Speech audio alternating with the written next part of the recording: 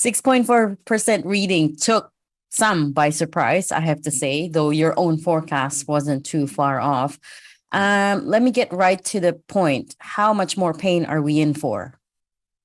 Yeah, well, we like to say that the pain is almost over, but Mm, we think that's still going to be elevated. Although on a sequential basis, we saw that CPI's annual rate, annualized pace, the way it's moving on a month-to-month basis, has actually slowed down.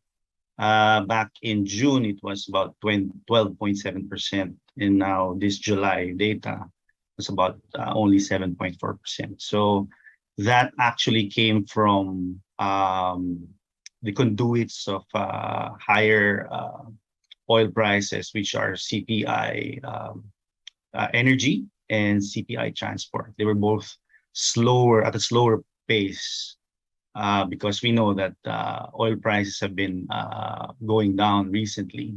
And in fact, it has actually breached $90 per barrel. So I mm. think it has somehow taken effect in the data print of July.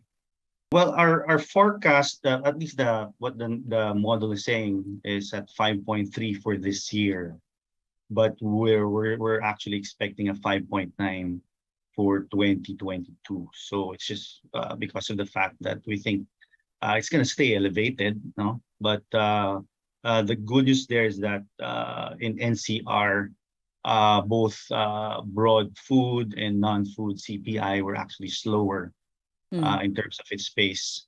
So we might be seeing really inflation or headline inflation actually trajecting downwards toward the end of the year. But of course, well, everything is so uncertain with a lot of risks down the road.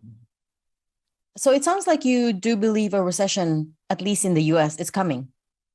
Yeah, well, we're looking at a lot of numbers. You know, we're looking at a lot of data. You know, Mm, and we are not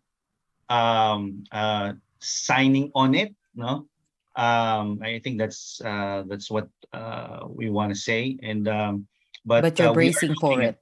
yeah, but we're looking at it, and because the numbers are saying it's pointing there, no. But again, if you look at employment is, it's high.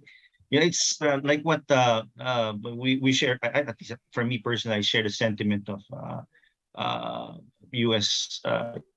Powell saying it's, you look at this year, 2.7 million jobs created. You think that's a recession? He was asking during his, I think that was his last speech recently.